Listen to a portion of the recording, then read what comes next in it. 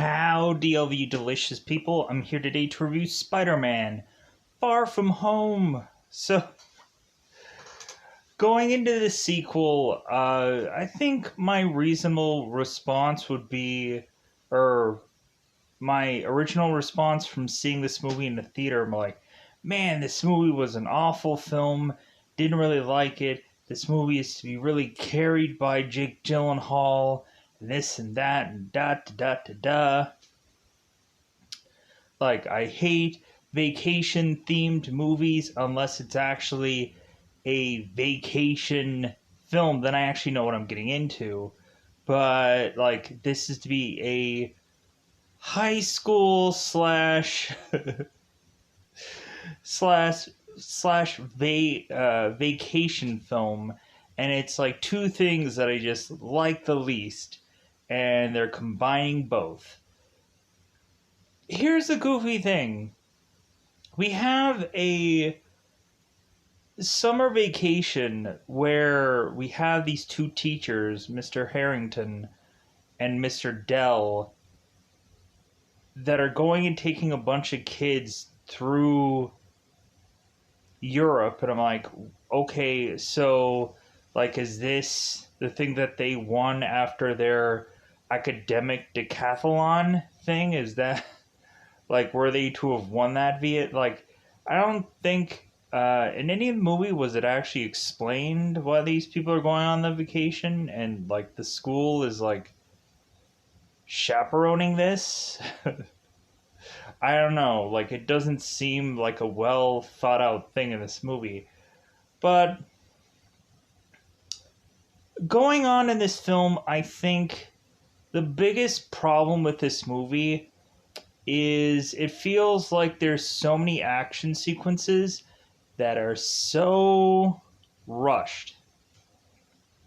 You know what I feel like, if you don't have 100% like focus on certain, like, especially all of the elemental scenes, like the Magnum, the Hydron, the Hellfire, and the Zephyr, and then you have to combine all those, and we have to reference Power Rangers in this movie weirdly.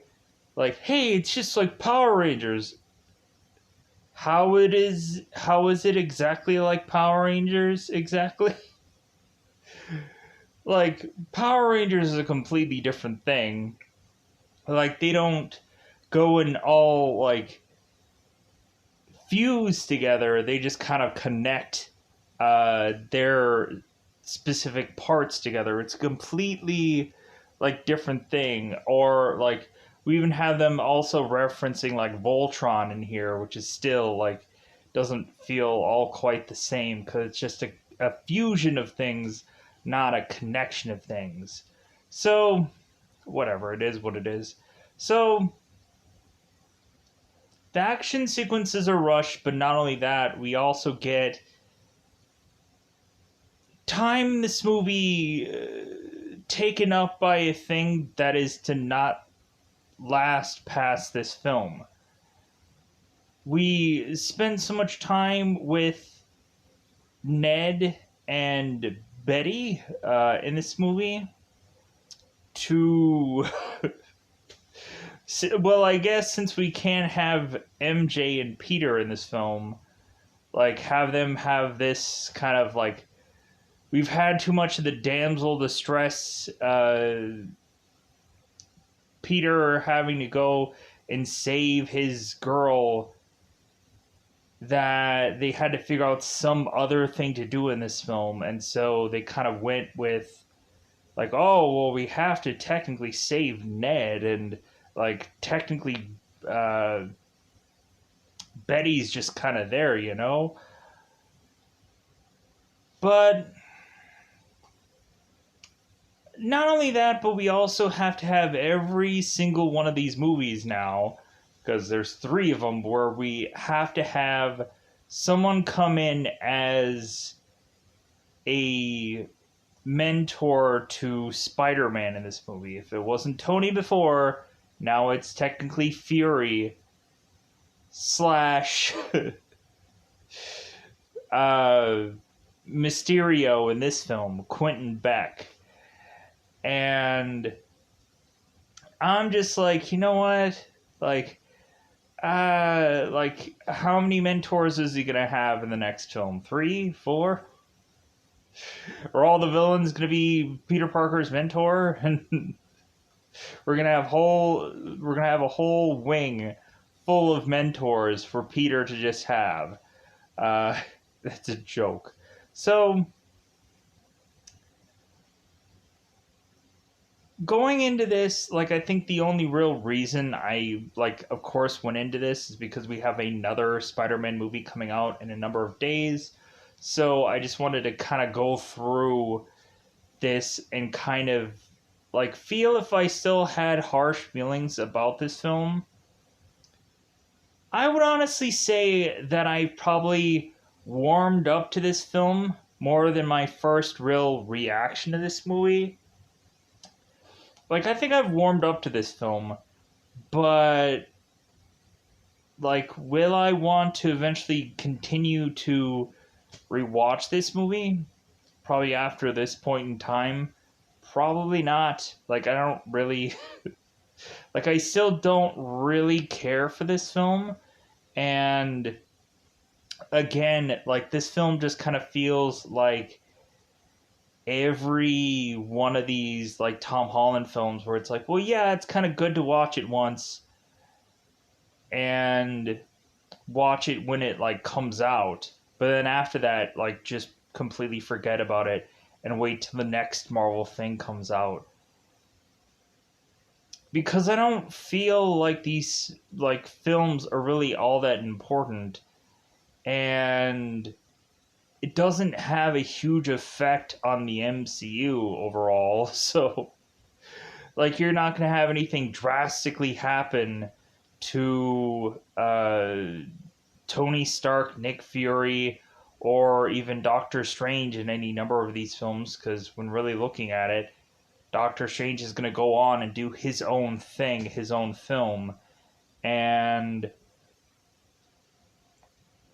not quite sure if his film is going to, like, have a connection with this one. I highly doubt it, but it would be actually fun to have that. But I don't think there's going to be a real... There might be a tying in for that one to this one, but nah, I don't think it's going to hugely impact that film. But anyways, I can say that this movie is a okay film, and over more time, maybe if I watch it more eventually sometime in the distant future, I will feel possibly better about this film. Like, I don't think that I will feel, like, backwards, that I'll, like, no, I'm just gonna hate it now, and then like it, and then hate it, and whatever. Like, because I really hated this film the first time around. This time I'm just like, okay, alright. I still don't like the way they approach any of the... There's so much, like... There's so much stuff that I don't give a rip about in this movie. There's so much stuff that we have to just not have there be action sequences in this movie. I'm like, I'm sorry, like, shouldn't we have a crap ton of action sequences in a Spider-Man film? Because guy in the mask, you don't see who it is. This guy should be going through a number of action sequences, non-stop action, this character. But instead it feels like the Tobey Maguire films probably had a lot more action in it than this does. And that's my kind of just real deflating, like, thing, is we never really even have Mysterio really fighting, like, Spider-Man in this movie. Yeah, we get that whole, like, that whole possibly one whole scene But anything in between, it's just like we don't really have Mysterio fighting Spider-Man. And that should be that should have been like very important, and it feels like even in Homecoming it seems like there was a lot more time for Spider-Man to go after Vulture in that movie than Peter to go after Mysterio, and it just comes off as just like, man, they didn't like, they incorporated things to eat up time. Like, this movie is one massive sunglass ad. Man, whoever made those sunglasses, man, are you in luck? Because they use those pair of sunglasses for this movie, these goofy sunglasses that'll probably never sell. But wait, like, there's this movie. Oh, we gotta buy these because we gotta be who we are. We gotta be that character. So yeah, like that's, I think, all that I really want to get out the way and say here. If anybody had gone on to watch, I think, my original review of this, like, I don't feel like I said anything drastically different from that review to this. There might be at some points in time where I might go in to talk about like certain buildings a little bit more specifically in here than I probably did in the original, because I don't think I did any of my research where I'm just like, oh yeah, like, this is the blah blah blah building that you're to see here in the background and blah blah. So, but anyways, let's just go into double five time territory. Let's just go into spoilers about this film. So let's go into spoiler time. Spoiler time. It's about that time again to spoil this movie. Wait, before we go, where could you go out of your way to find this film? Well, right now, weirdly, there are certain goofy sling, whatever, but I'll have a free option for you. Believe me. You can go on to a number of different apps that I've used through a number of different reviews, but I'll give you two. Well, I'll give you three. Uh, One, you can go into a Google Play Store, search the word movie apps, and there, in fact, scroll down to find an app called Play HD TV, which I hope is still in that store, because usually when I say this, that app is usually gone. So it's not there forever. So be the first X amount of people to find this app. And you can go and find another app called TV Crush. I don't know if this movie is on that app, but you can probably search it anyways, and it might be on there. If not, then this is an app where you can kind of conveniently find things that you wouldn't find on the two other apps that I've listed here. You can also Google search an app called Letter C Movies. So C Movies, it's one letter and one word, and you can, by golly, go into this app, download it, and be able to pretty much see anything that you want. Pretty much, both the combination of those 2 to 3 apps, you can pretty much see everything. Like, there's very limited thing you cannot see unless, like, you drastically, like, have this unique taste in mind, and neither one of these apps can, like, just fit that thing that you desperately want. Because sometimes, like, I went in there to try to search the crap out of things to eventually figure out how, like, difficult it is to, like, find things, and it seems that I could find most of the stuff that I really like thought that, like, oh, there's no way it has this, and surefire enough it does. but then I would just kind of keep going and narrowing down to like figure out, okay, like this is something that I know this thing probably doesn't have, and then surefire enough it doesn't. I'm like, So let's go into it. Let's go into spoiler time. It's about that time again to spoil this movie. So the beginning of this movie starts off in Mexico. And so we have, of course, Quentin Beck, Quentin Beck, who is to go on, and I want to make sure. I'm like, is it Beck? Yeah. Quentin Beck is going on and is in Mexico, and we end up seeing the Church of St. Augustine in this Mexico setting. So we end up having both Maria Hill and Fury making their way to Mexico because they had heard that there was a cyclone with a face here. They had heard some story about it, so they thought that they would go and help out this problem. So all of a sudden, Mysterio is to arrive and say, hey, you don't want any of this. And then he starts using his power to go and take down Magnus, who is to be supposedly the Earth elemental.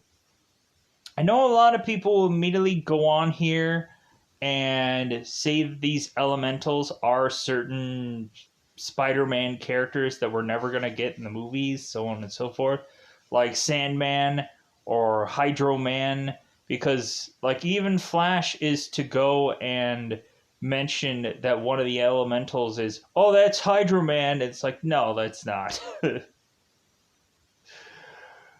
Because everybody was kind of Google searching when they were to do this movie, just like, oh, well, that's so-and-so character. That's obviously so-and-so. Who's the lava guy? I don't know.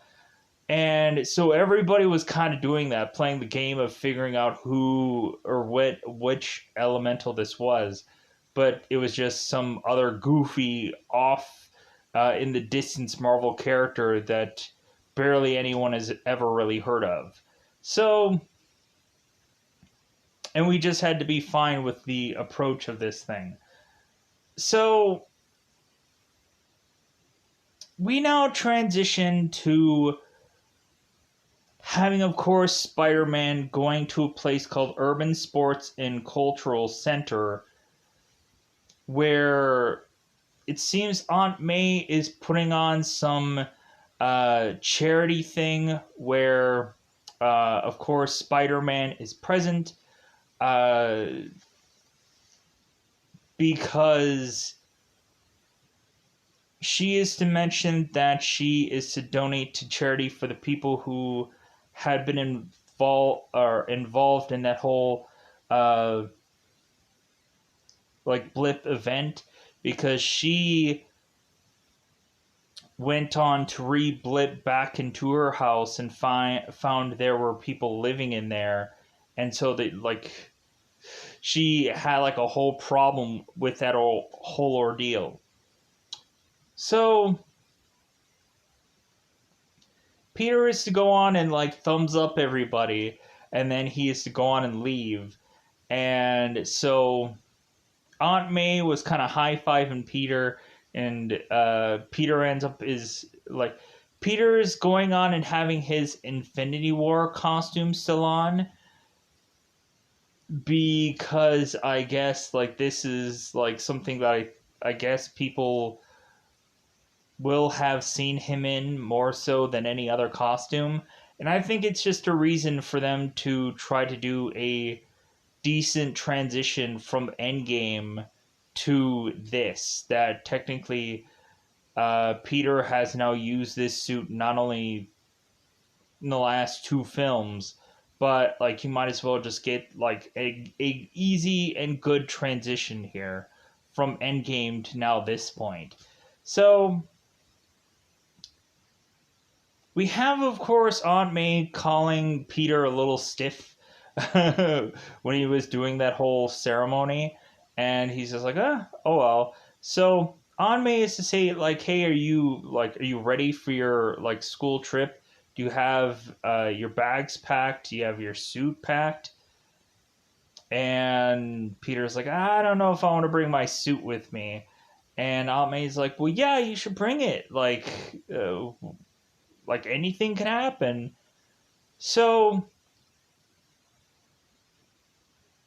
now let's backpedal a little bit. So we end up having, of course, that after the whole like Quentin Beck situation, you want any of this? We all of a sudden transition to a memorial video done of the people that we have lost, confirming that they were dead if we hadn't at some movie before, telling people that Captain America had died,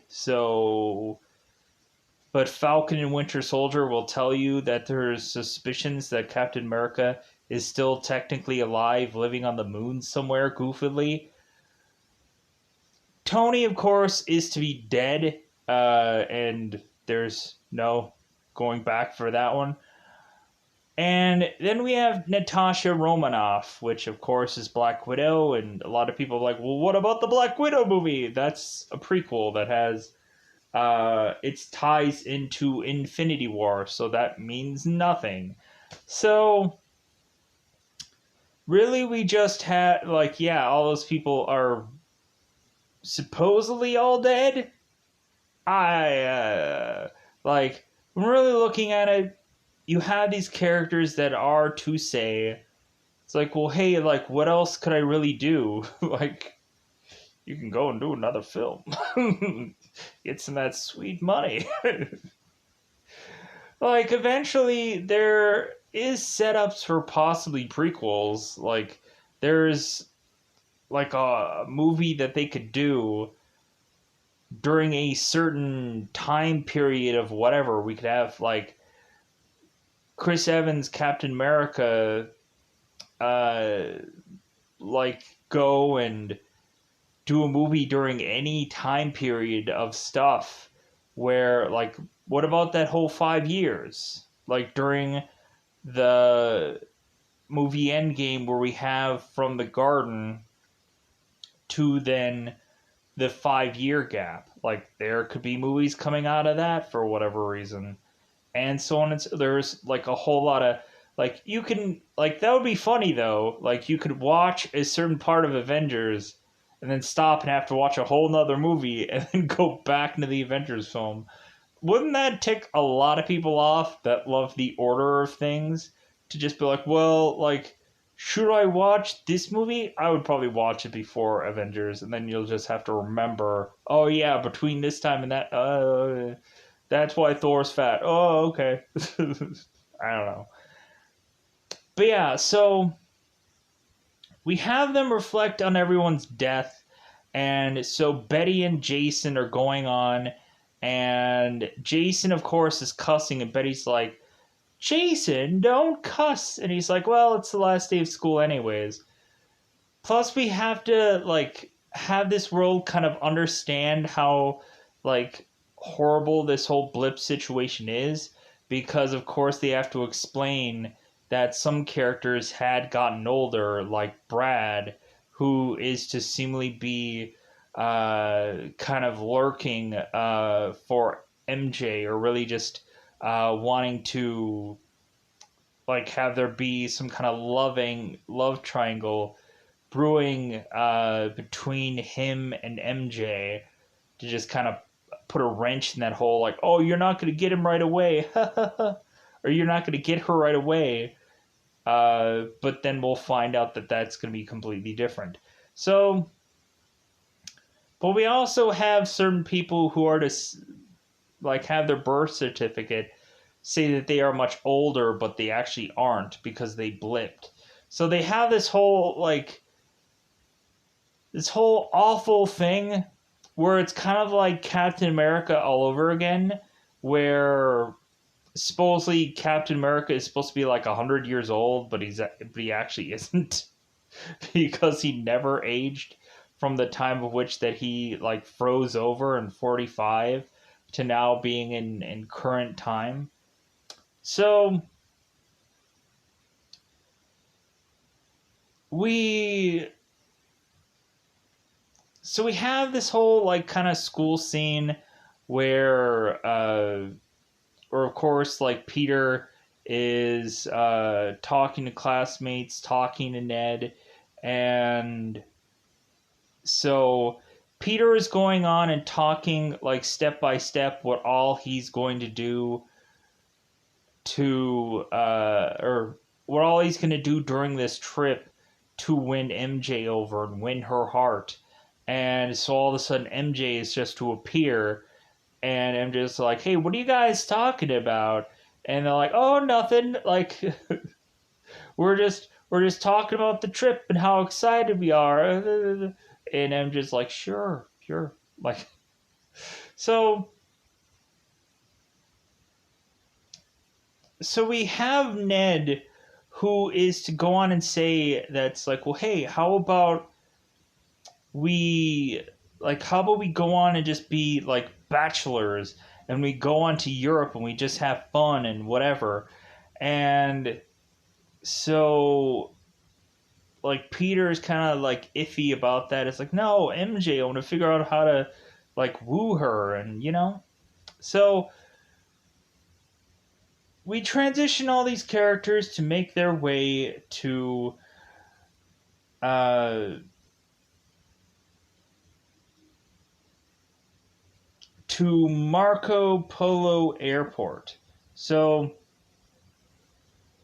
Marco Polo Airport is eventually where, of course, Peter is to find out that his suit is actually in his luggage. And Aunt May is like, "Oh, did you forget this?" kind of thing. And he's like, "Oh." Ugh. So, but we eventually have Peter going on into this airplane. And so we have uh, Peter sitting with Ned, and so Ned is trying to figure out some way of how he can sit next to MJ, and so Ned is to mention uh, to somebody how like Peter is to have a perfume allergy. And so Mr. Harrington goes and is to switch a number of seats to help out Peter's perfume allergy. And so Mr. Harrington is like, "Well, yeah, anything to help out a student. And I completely can get perfume allergies." So all of a sudden, we end up having Betty who sits next to Ned and is watching him play this video game.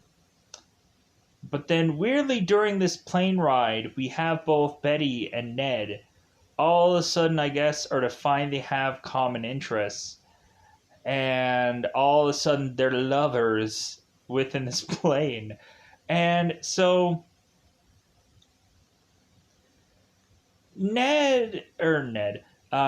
Harrington is, of course, going on and mentioning how his wife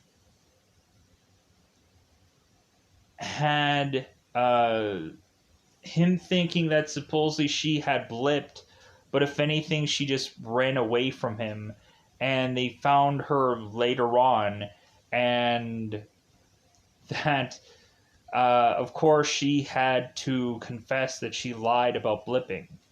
So we eventually have Peter who's going and using this toilet, and all of a sudden he ends up seeing MJ there. And so Peter goes back into the bathroom to kind of clean up this bathroom, and he's like kind of like fixing his hair, looking all nice. Then all of a sudden we have Peter reopen the bathroom to have Brad there. He's like, "Hey, and so Peter's like, "Oh crap." So we have Brad and MJ sitting together, and it seems that certain people are using the duo headphone adapter things, and I'm like, okay, how is it that conveniently all of these people have this? And because it's a very rare thing. I know for me, I would just like, dude, I'm gonna listen to my own thing. You can do whatever you want. Um, but yeah, so we we eventually go on and have after this plane ride, we eventually find Betty and Ned being lovers, kissing and whatever, and Peter trying to eventually work up the courage to talk to MJ didn't work out on this plane, even though he's like, maybe I can come up with some kind of plan. Nothing really works out. So we now make our way to Italy and Venice, Italy. And so we end up having these characters go on this tour, and so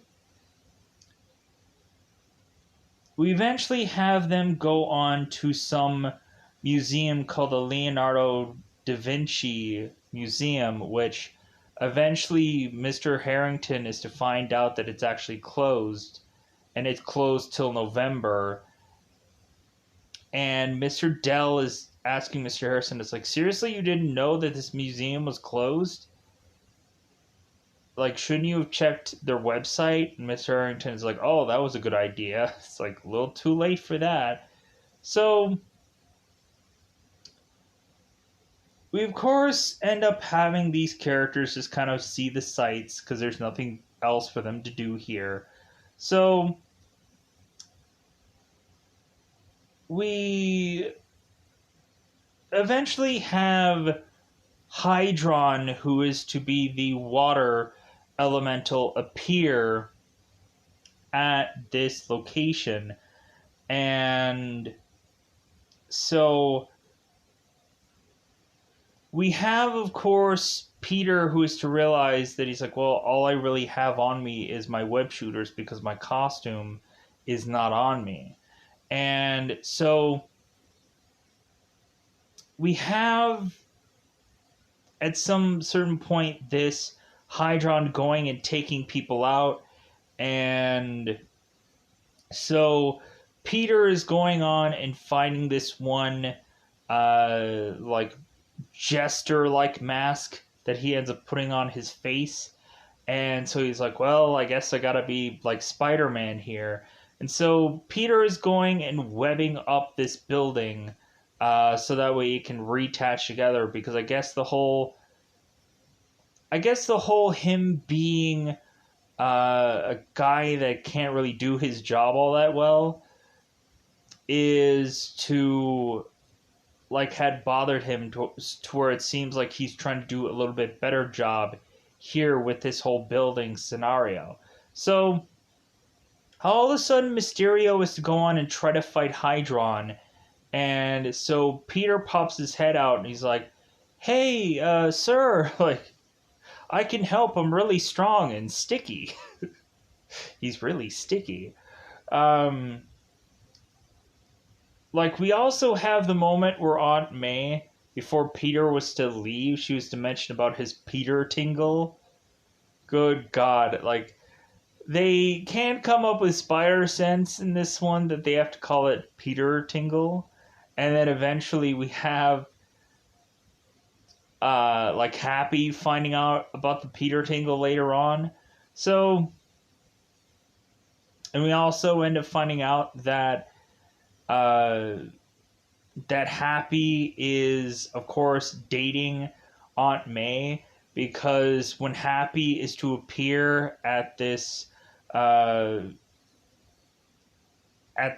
charity thing, we have Happy coming in with a big fat check.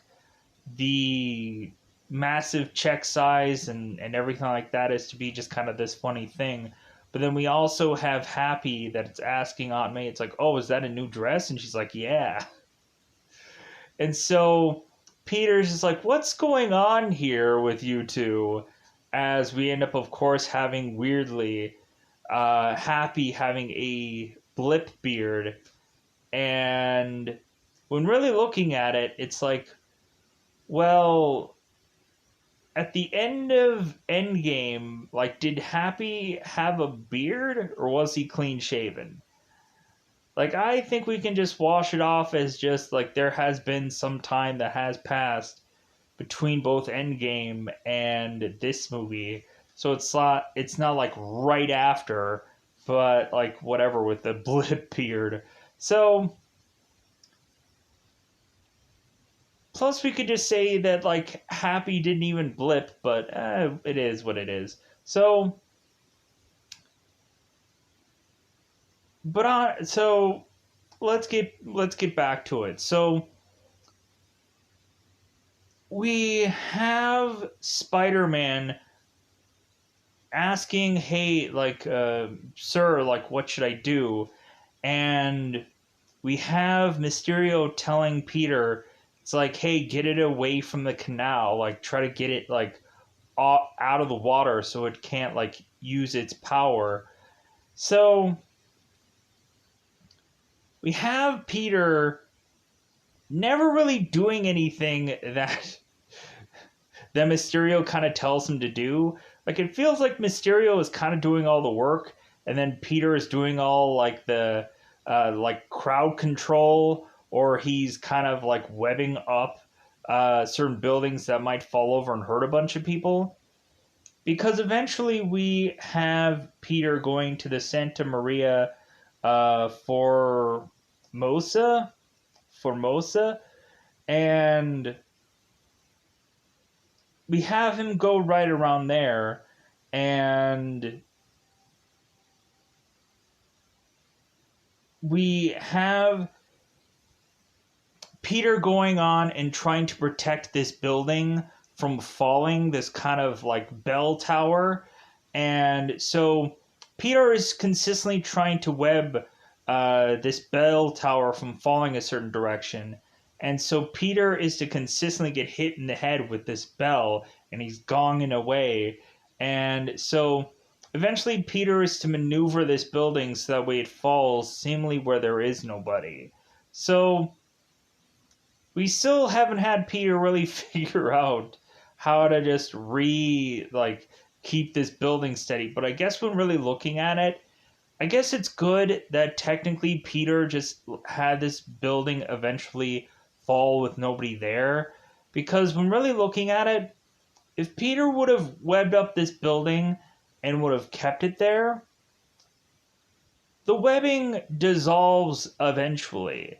So what if Peter's webbing eventually does dissolve after XYZ amount of hours, and then that building falls over again, but with there actually being people there, and then there's collateral damage there. So we eventually have, of course, Mysterio going on and using his power to take down this threat. And without really much of Peter's actual help here. So we then of course have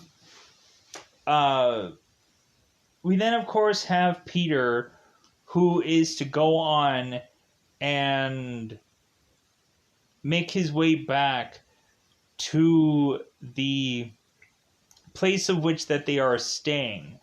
And so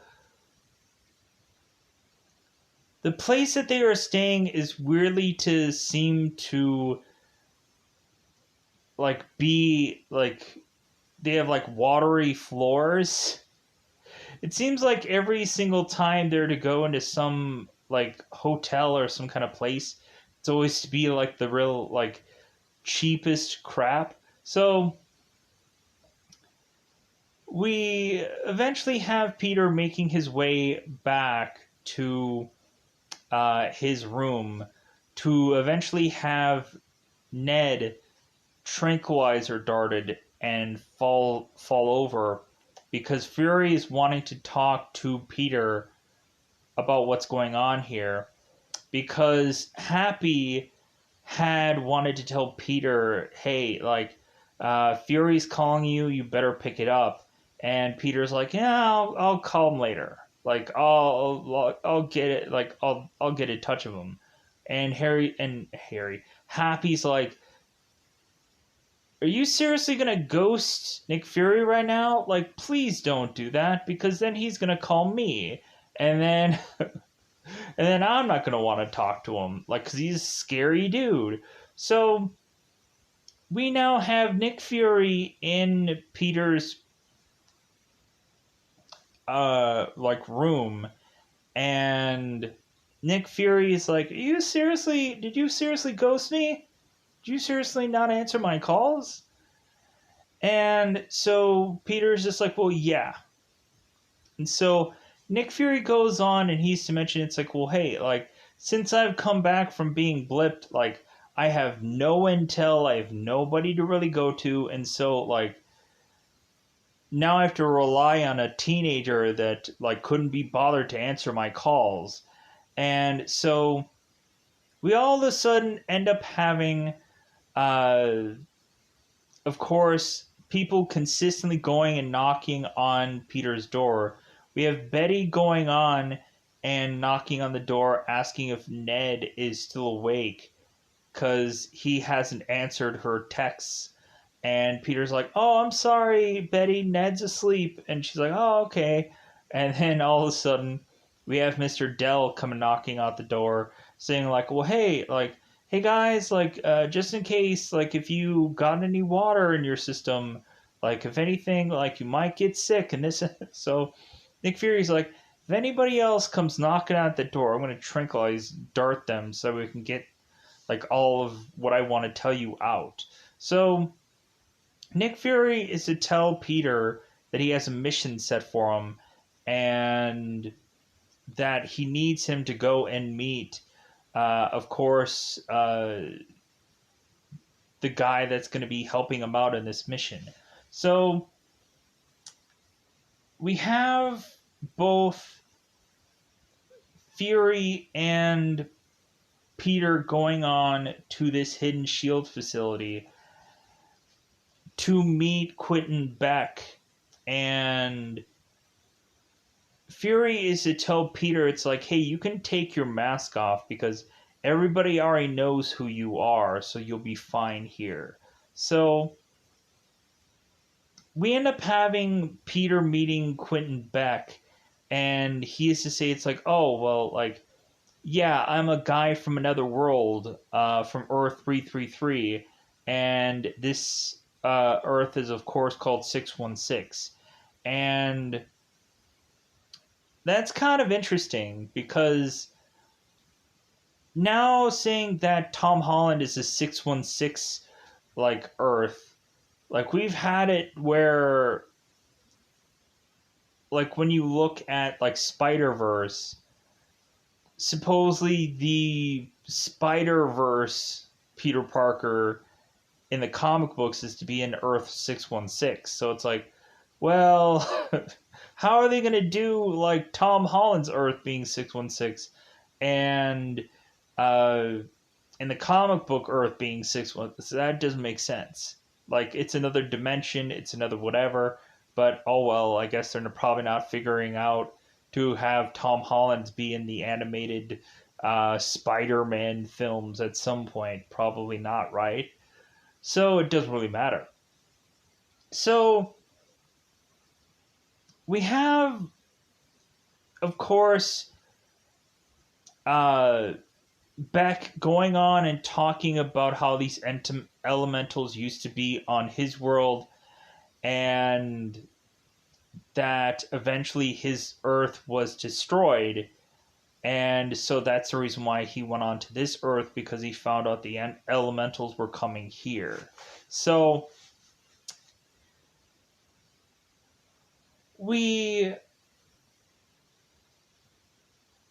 then go on and have after this whole kind of rigmarole, we have eventually Peter, who is to say, it's like, well, hey, like, here's the thing, like, if I go in my normal Spider-Man suit and I do all these missions, and supposedly the next thing that they need to go to is Prague to go and take down the Hellfire elemental, because we've already taken out Magnus and Hydron, and so now we have to go after the third one. And Peter's like, well, hey, like, how am I gonna get to Prague? And on top of that, like, I really need to get like a different costume because like people are gonna figure out like, hey, like this is Spider-Man and he's going and doing this other mission, and people are going to put two and two together that Peter Parker is Spider-Man because like they've already started to figure that out anyways in like Homecoming, where eventually Vulture was to figure out, or Toomes was to figure out that Peter was Spider-Man by eventually his daughter going and saying like, well, yeah, like you were never really here during this time, you were never really here during that time, and so on and so forth. There's something weird about all those coincidences, isn't it, Peter? Very weird. Yeah. So, uh, so what ends up happening is that the or so Mr. Harrison is to go on and tell us that he had gotten a call, and so this trip is to be redirected to Prague, and so Peter is just like, oh, you fury. Like, he's just really wanting to figure out some way to just enjoy this vacation. And like, I think originally when I reviewed this, I think a lot of this is like Peter wanting to decompress from Endgame, like realizing that he really just wants to enjoy his life because he almost lost it before. Tori's just like, you know what? I just want to have a girlfriend.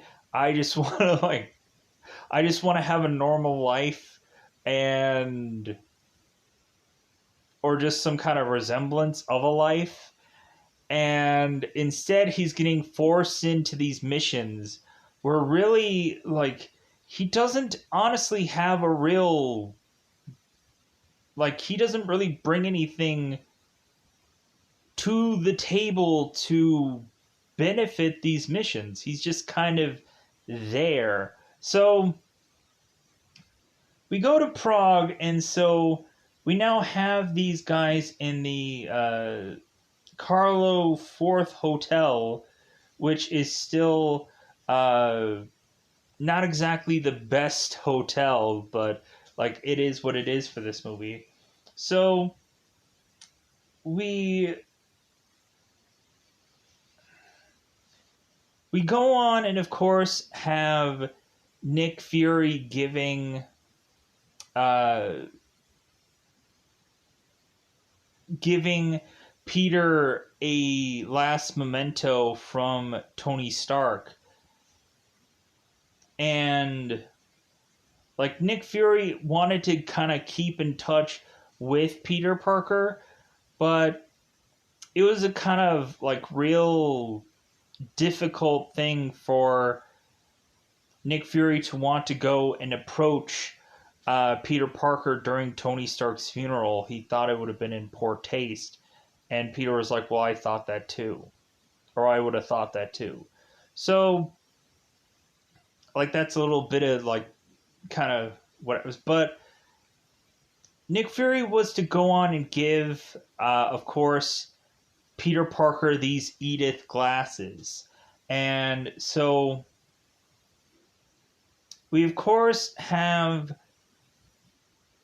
Peter going on while there is to be uh, this transition to Prague, and Peter is to go on to have Dmitri push him to meet this seamstress, who the seamstress is to say, it's like, oh, take off your clothes.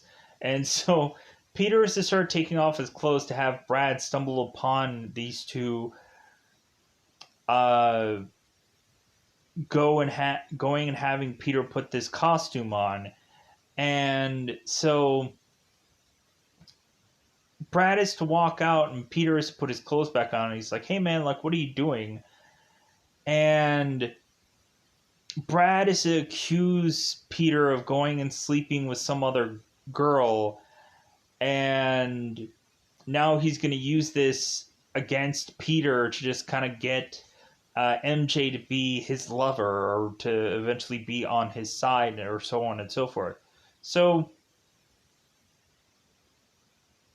eventually Peter goes on this bus ride after this tour is all over, and so Peter goes on and is to put on the Edith glasses to eventually see all the texts that everyone is sending one another. And so the garbagest like text is, we have Ned who is saying like, oh, I miss you, and like Betty is like, I miss you too, and they're like not even a foot away from one another. And I'm like, God, these lovers. Just wait till the extreme, there's like, of this relationship. And then they realize, like, yeah, like, this wasn't meant to be. It was just like it was just this short-lived burst of thing. What if we end up having it in another movie, they rekindle this relationship? I think that that would be great, just to, like, have this be, like, a running joke, that all of a sudden, like, they have to like rekindle this relationship just to have it again just burn out again in another movie. But like, I don't know, like, it would be funny to see that a second time around, just to have something to work with here, just to have some kind of fun here. But anyways, it is what it is. So Edith is or Peter is to find out that Edith is, of course, a last present from Tony Stark, and Edith is to, of course, mean even dead, I'm, uh, I'm the hero. Even dead, I am the hero. I was like, wait a minute. I was like, it's not I'm still the hero. It's I'm the hero. So because of course Tony is to love acronyms.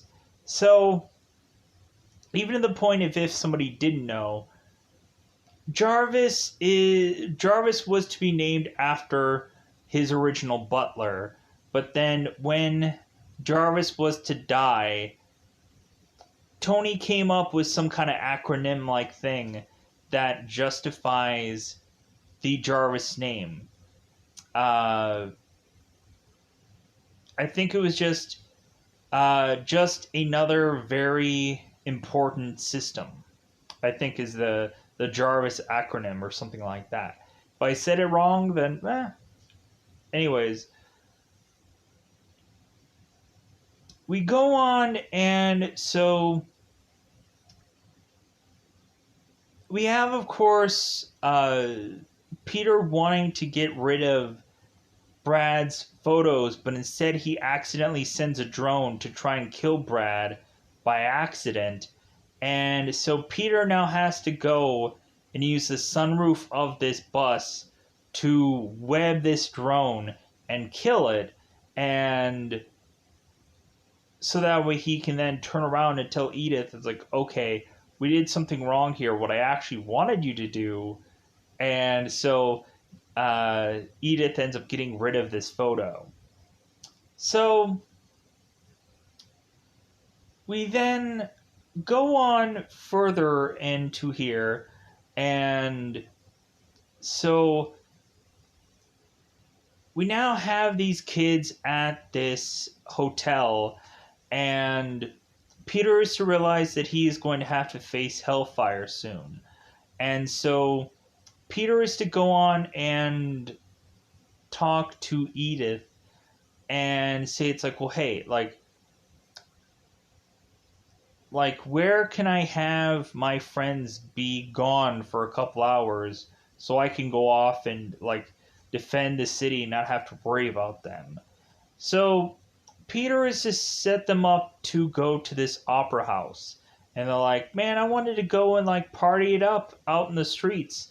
And it's like, no, let's go and like do do this whole opera thing that's 4 hours long. And they're like, this sucks.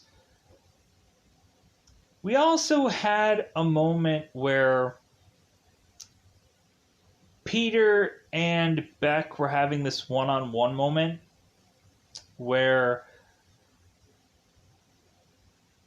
eventually, like, Peter is going on and talking to Beck about kind of what's really on his mind. It's kind of after the whole bar scene. There's another scene where Mysterio is kind of flying around Peter and talking about things. And so I'm trying to figure out what the heck this scene actually is. But I'm drawing blanks here, of course. That's probably why I wasn't going to bother mentioning it at first. There's a whole scene where I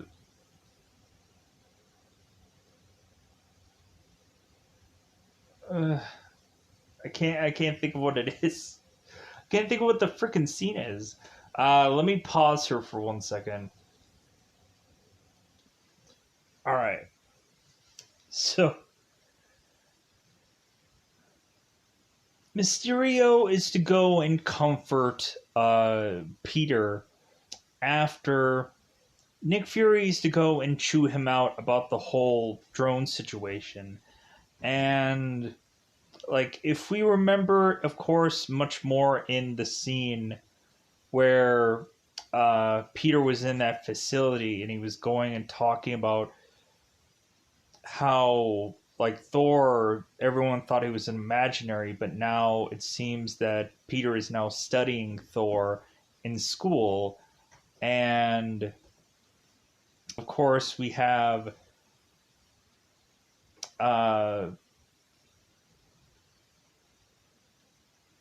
Beck going and giving Peter a compliment about being the smartest one in the room, and but then eventually, Fury turns around and reminds Peter, it's like, you went into space, right? And like, you're gonna find this to be like a complicated thing. So now Nick Fury is going on and is to kind of berate Peter about the whole drone situation. And like, there's a whole kind of like, how could Tony have trusted Peter with these glasses?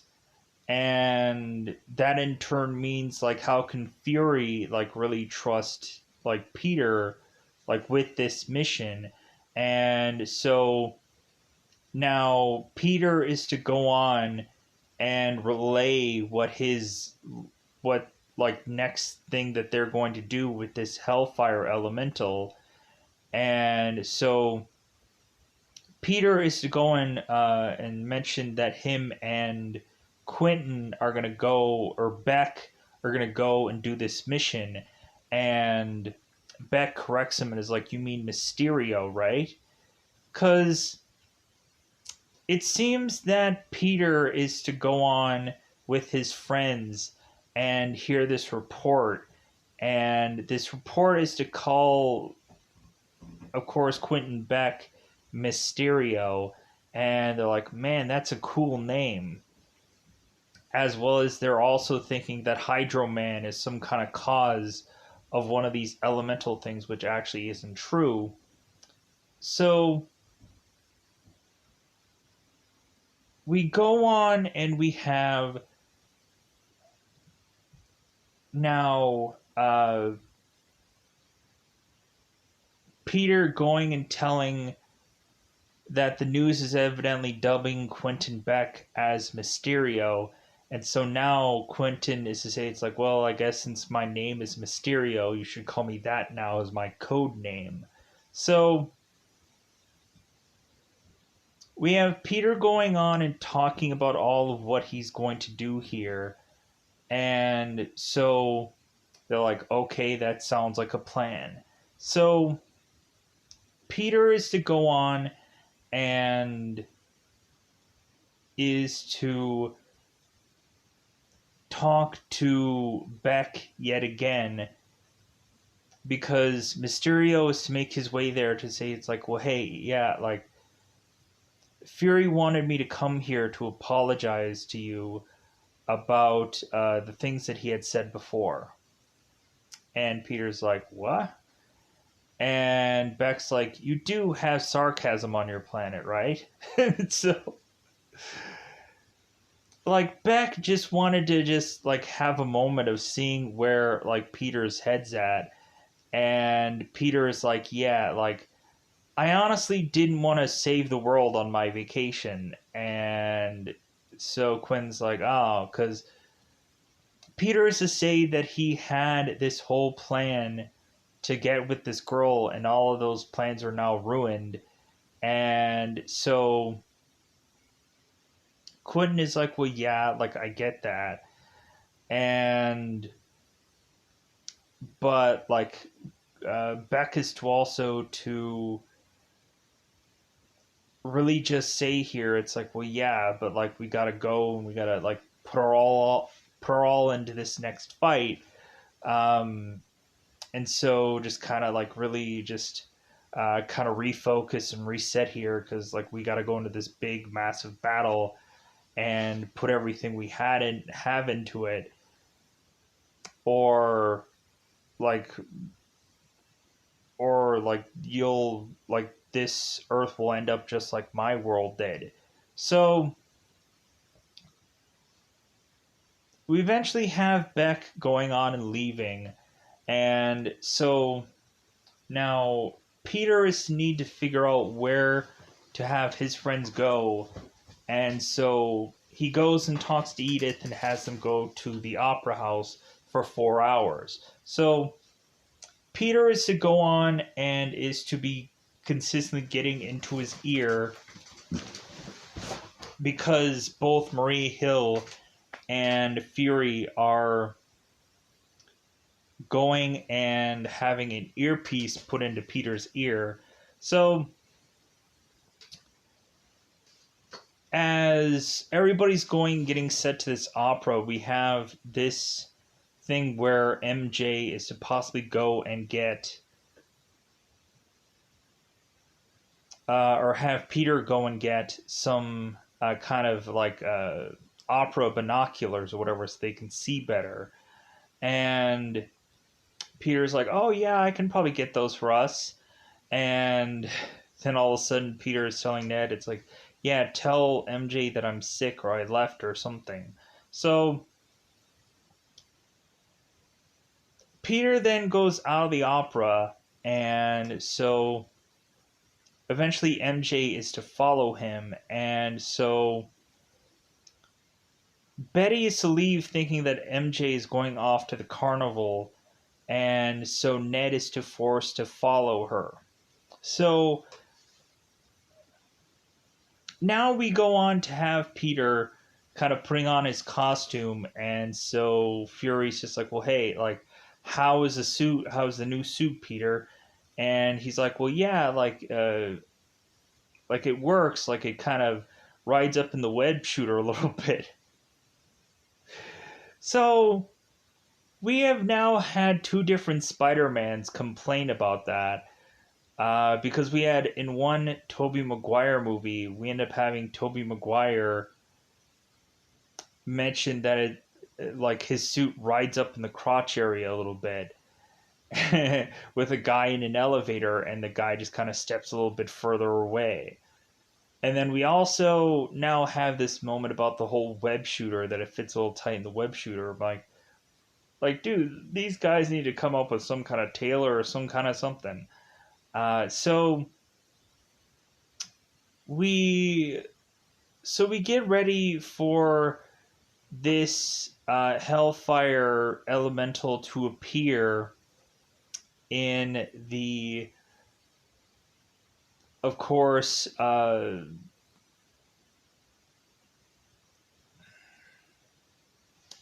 trying to think also here if there's any. Oh, because I'm thinking, I was like, is there any other names left here? So we now have Hellfire that arrives, because like there's Zephyr, who of course is the air elemental that comes after this, but they completely forget about that elemental and just transition into just combining all of the elementals together weirdly because of the Earth's core, which is a bullshit like reasoning. But anyways, so we have Mary Jane going to this carnival and is to eventually spot, because Peter is going on and kind of webbing the like certain kind of things here, and we eventually have it where Peter is to try and help two people in the merry-go-round, which is both Ned and Betty. And so Betty is to think, is that Spider-Man? And Peter's like, oh no, this is a European knockoff. It's Spider Monkey. So this, I guess, is like when you have like Captain Britain and Union Jack, or this could be the Captain Britain to Captain America. Like it's that kind of thing here. So we have, of course, Betty's like, oh, what's his name? And it's like, oh, Spider Monkey. He's like, oh, Spider Monkey. Like, help us. So Peter then goes on and is to try and help both Ned and Betty out. And so that leads to, of course, having Beck needing to use all the power that he is to have, because he is to say that he should have done this on his Earth. So to try and save it.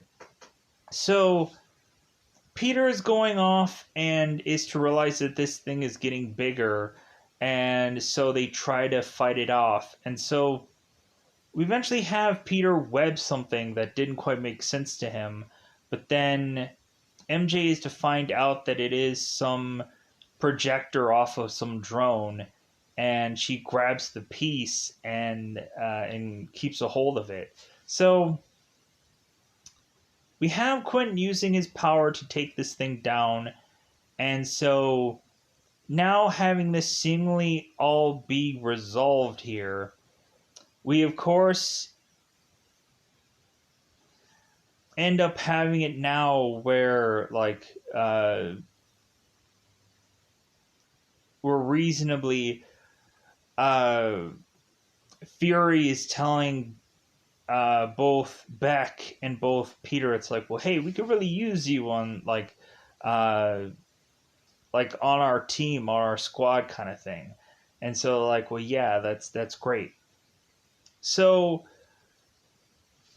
we want to try and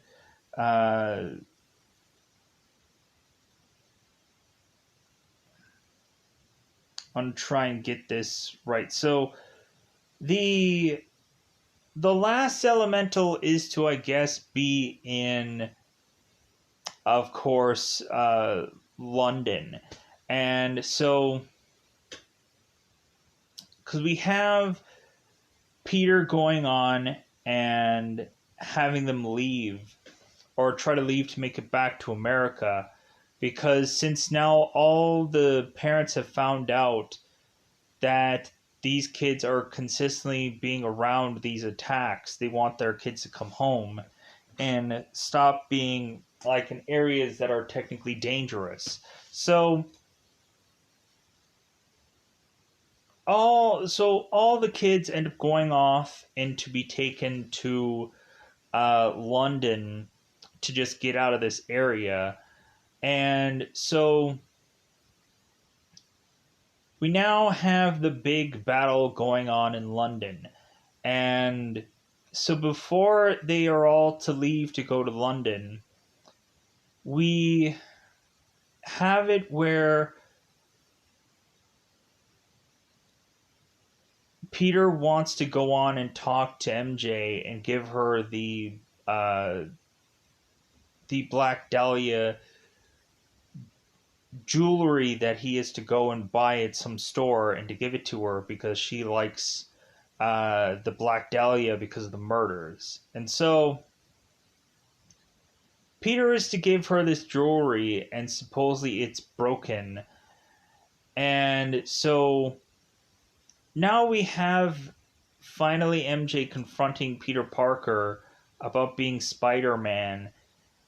And so, because MJ is to figure out that Spider-Monkey is to have the exact same webbing as Spider-Man.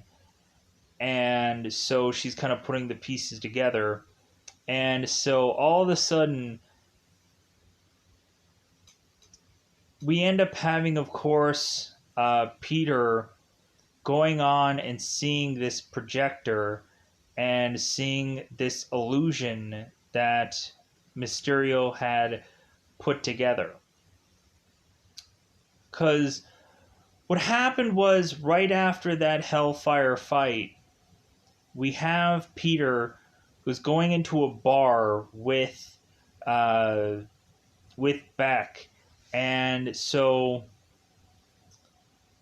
we have Peter so much won over by Beck that he's going to do anything to stop these elementals, that Peter is like, you know what?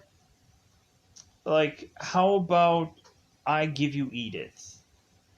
Peter is to say this. So we have it where of course, Beck is to see these sunglasses of Peter, and so he puts them on. And Beck's like, yeah, they don't work for you at all. And so Peter is to go and give these sunglasses to Beck and just say, like, hey, like, you need this more than I do. Here you go. And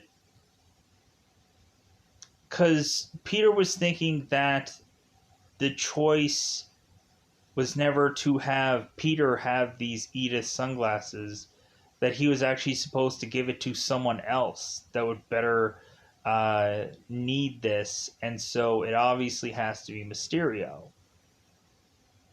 So then after Peter leaves feeling good about giving up these glasses, all of a sudden now Quentin is going and popping champagne to, like, yeah, we did it, guys. We swindled them. We worked him over. And so we find out that Mysterio is really the villain here, that all the elementals are all really just illusions, and that all this was all a fabrication done by people of Tony Stark's past. Having Quentin Beck tell us that he was the one who had put together Barf, that therapeutic thing for Tony to kind of help him with his past about his whole mother and his dad passing, of course. And so the whole thing was to be called Barf. And so it seems that of course, Quentin was kind of upset about the whole Barf thing, so we ended up getting fired shortly thereafter. But we end up finding out that also William is to be the box of scraps guy. Like, Tony made this in a cave with a box of scraps. And then they replay that scene for like archive kind of footage kind of thing of a memory, showcasing William like had been in Tony's past before, and so is now here. So we have everybody celebrating that they basically just worked everybody over, and how this bizarre story, just like with how bizarre and unique it is, just weirdly worked for these people. And so now we have it where it seems that Quentin is having some people in his sights to then kill off. So Quentin is going on and running this this kind of rough draft of how his final fight with this, of course, Zephyr fight will go. And Quentin is running this, and he's like, you know what? I need more damage. I need more something here. And we have one of the guys that's saying like, well, hey, like if we do this, we're gonna get more casualties out of this whole thing. And Quentin's like, I don't care. Like, I just wanted to have a big, massive battle. So if anything, the more casualties, the more people are gonna love me when I defeat their threat. And so we have Quentin with this kind of illusioned suit. And so we eventually have Quentin find out that one of his projectors is now missing, and because his suit was not work all that well. And so we have Quentin who's telling William, it's like, I'm sorry, like, this is Nick Fury that I'm going to have to perform in front of, that is to be suspicious about any little thing. So we need to have this perfect. And so where is the projector? And they end up having a video feed showcasing MJ and Peter figuring all this out. And so now we have, of course, Quentin telling William, it's like, now, like, I'm going to have to kill Peter Parker, and his blood is now on your hands. So now we, of course, have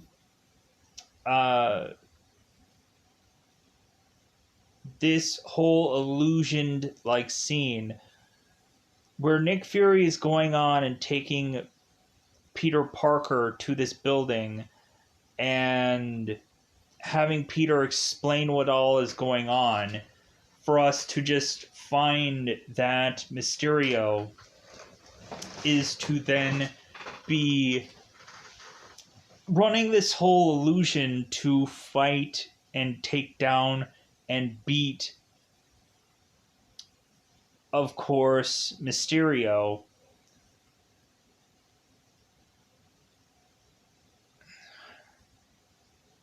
So Mysterio is going and beating Peter because he doesn't know what's real or not, because his Peter tingle isn't exactly working. So Peter is going and hitting walls or falling on cars, and because he's to see all these illusions where he's getting punched by this massive Mysterio fist. He's going through and seeing a ton of reflections of himself in this chopped up mirror. And so he's consistently going on and getting a thing where he is to go on and try to save Mary Jane, to dive after her, to eventually fall onto this car, realizing that he is to consistently be going through these illusions that are all a lie. And Peter is to realize that, but Mysterio is like, well, how do you know any of this is a real, like, is a truth or a lie or not? Like, there is no way to really tell. So we eventually have it where now we have Mysterio talking to Peter, and all of a sudden we have Quentin that gets shot by Nick Fury, and then Nick Fury comes in and is like, okay, uh, we figured it out, and so now Peter, like, tell me, like, who knows about all this? Who knows about what's going on here? And so Peter divulges about Ned and Mary Jane, and so now we find out that Nick Fury is actually Quentin Beck, and so Quentin ends up having Peter going hit by this train, and so now Quentin is to forge some paperwork saying that Peter had gone on to fly home, which he didn't. So Peter is to land himself on this train, and then he is to land in this prison. And so once he gets out of this prison, he escapes himself and has a number of kind of these sports guys that I guess got a little too rowdy and they ended up in prison.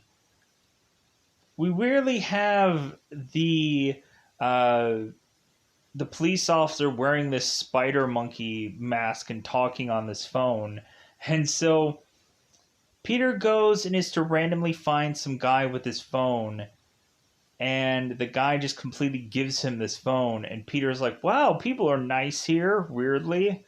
So we have, of course, Peter calling Happy, and so Peter has asked this guy where exactly this place is, and so Happy comes in here with the jet to then like have Peter and Happy have this kind of like talk to talk where Peter, of course, is to like mention how like he can't really think he can win here, and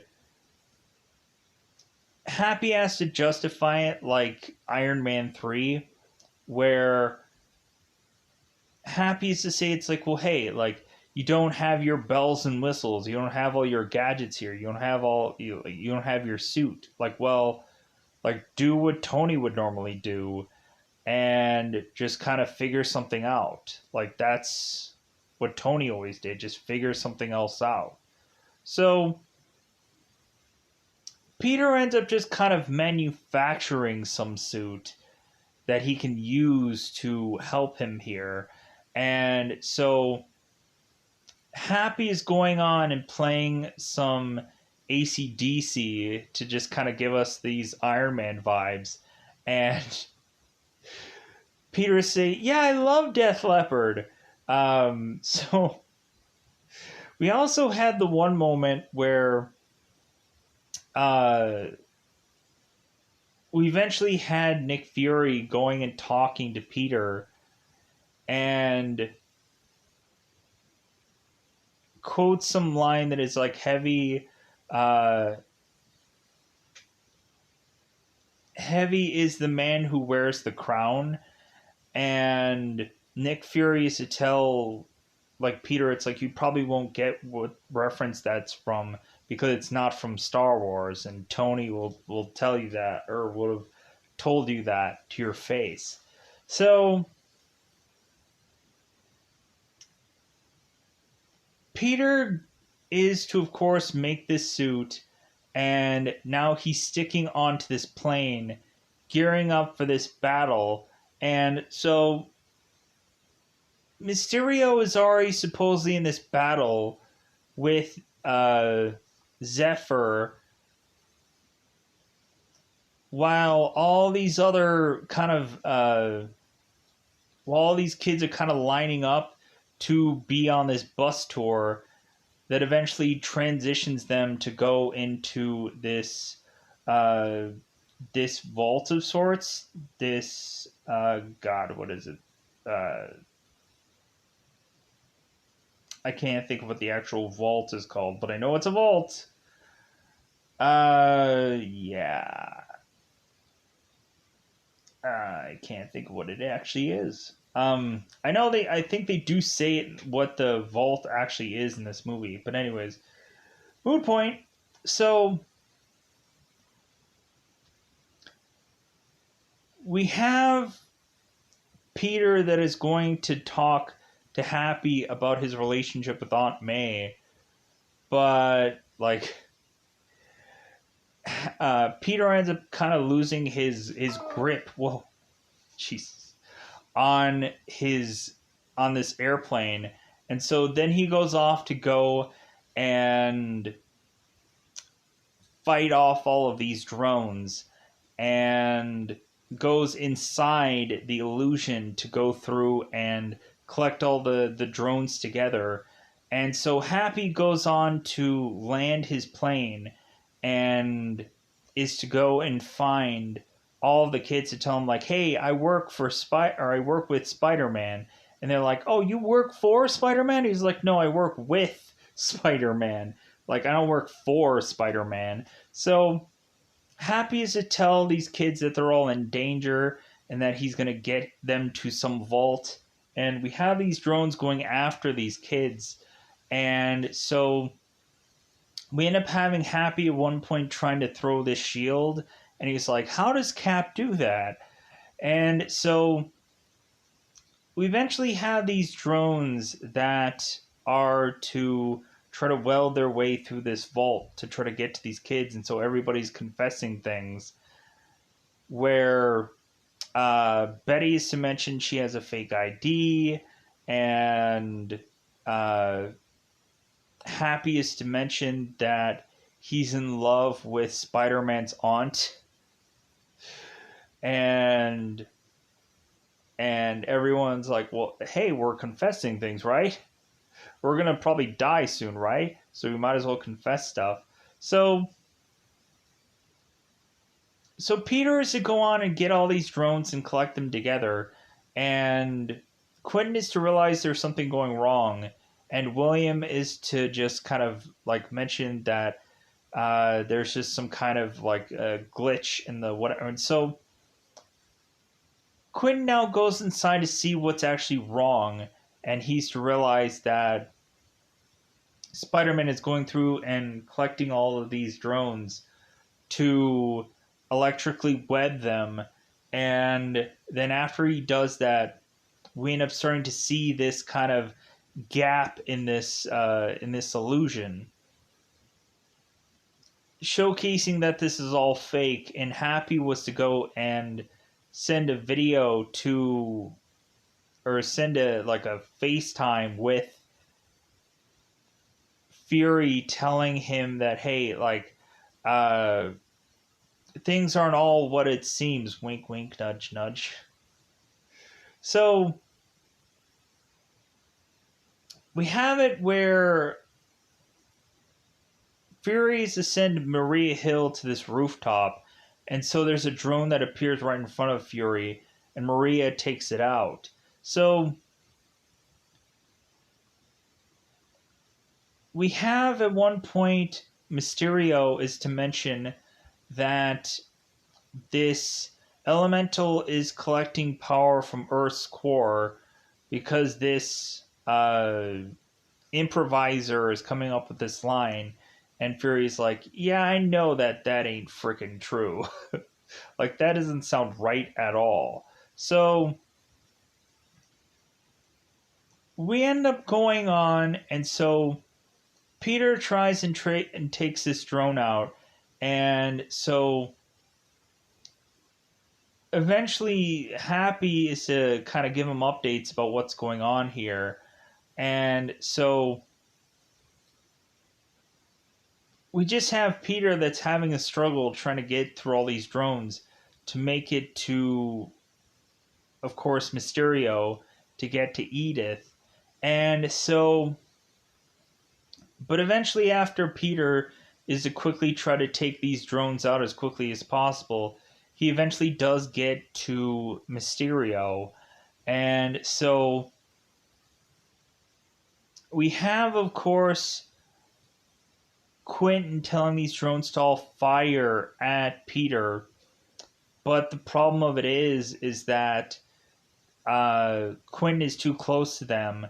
And Quinn's like, fire anyways, fire all of it. So we eventually have Peter, who is to use his spider sense instead of relying on like him being able to see things. And so now he's using his spider sense to kind of web these drones, and eventually they fire back onto Quentin and drop him. And so we have it where it seems that Quentin is now taken down, but then also we realize that Peter is to still have a spider tingle that has him kind of take down Mysterio from behind him, because Beck had gone on to create yet another illusion. And so Peter, of course, is to take Quentin down. And so now we are to assume Quentin's now dead finally. And so Peter is to go and take Edith and put it on and say, it's like, hey, is there any, like, is this the actual, like, illusion, or is it true? Is it real? And so Edith is to mention that all of the simulations are now down. All the illusions are now down. So this is obviously Quentin Beck now. So all the drones are to, of course, now be destroyed, because Peter is to call for it, that all these drones are to get killed. So this is kind of like the Iron Man 3 ending of this. So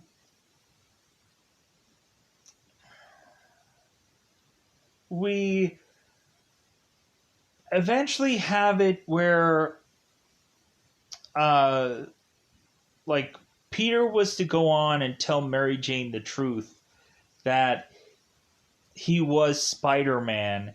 And so eventually now Ned and MJ are to both know that MJ is to know Peter is Spider-Man. She's like, yeah, I knew, I figured it out. And Ned's like, well, that's great and all, but I've known for longer, and I was the first one. So after this whole battle is to be seemingly wrapped up, we have MJ making her way to this tower bridge to see Peter take his mask off. And so she's like, well, yeah, like I took this mace, and like I thought like I could have helped you out. And he's like, no, it's fine. It's like, if anything, we've like everything's all wrapped up here. And so she ends up taking the mace anyways, because it's like, hey, you never know. So we of course have MJ and Peter both kissing it out. And so now we end up having it to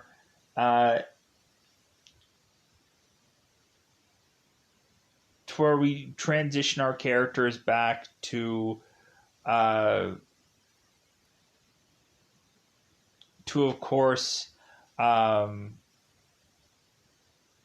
back to New York and back where they are.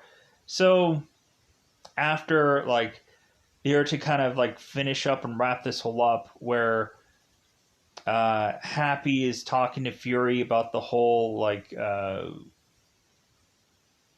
illusion thing, or things not all being what it seems, and that talking about Peter and like how he's kind of like won both Maria and Nick Fury over, blah blah blah blah blah. So really we end this movie with having Peter making it back to New York, and is to talk to Happy and Aunt May about like, well, hey, this relationship, like, where is it going? And Aunt May is to say that it was like some kind of summer fling, and Happy was thinking, well, I thought it was going to be a little bit more than that. And Aunt May's like, So we have Peter who's to go and run off because MJ and him are to have a swinging date together where Peter is going to showcase MJ like how like swinging through the city is like, and so she ends up getting terrified about it. So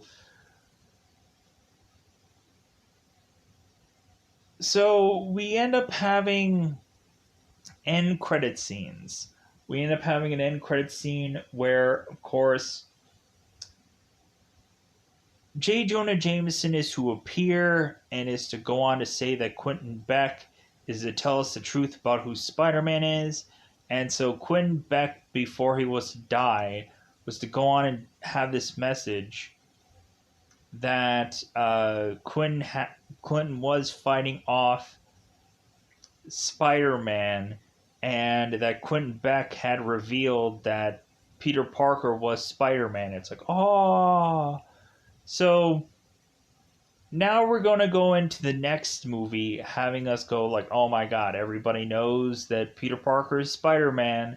Let's see how this breaks down, and let's see how Doctor Strange is going to deal with all this and all that rigmarole.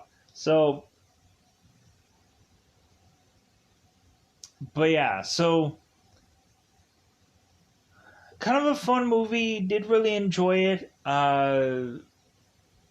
But like, yeah, it just like there's some like action sequences that I thought were weak, or there was just stuff where I was just kind of just originally just disappointed about this movie, and so like I still can't feel like oh man, a drastic change from my original viewing. It's just like I can learn to live with stuff about this film because I'm gearing up for the next movie, and hopefully going to be hopefully lesser disappointed about this movie, but who knows, maybe I'll even be more so disappointed just because of like, yeah, maybe there's way too much action and there's no story whatsoever to make up for the fact that there wasn't much of action in any of the other films.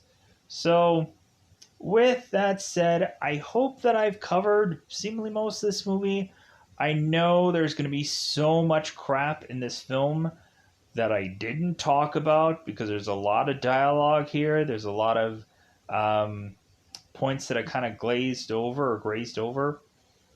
Like also the end credit scene where eventually we find out that Nick Fury and Maria Hill were both Skrulls, and that we end up having one Skrull who's talking to the other Skrull. It's like, how did I not figure out that Mysterio was doing all these illusions because of how like Skrulls can kind of change into different people and whatever, and they're like, oh well, like that's the mistake we make. So like it's kind of nice to have like Skrulls being like used in a lot of these shows or movies or whatever, but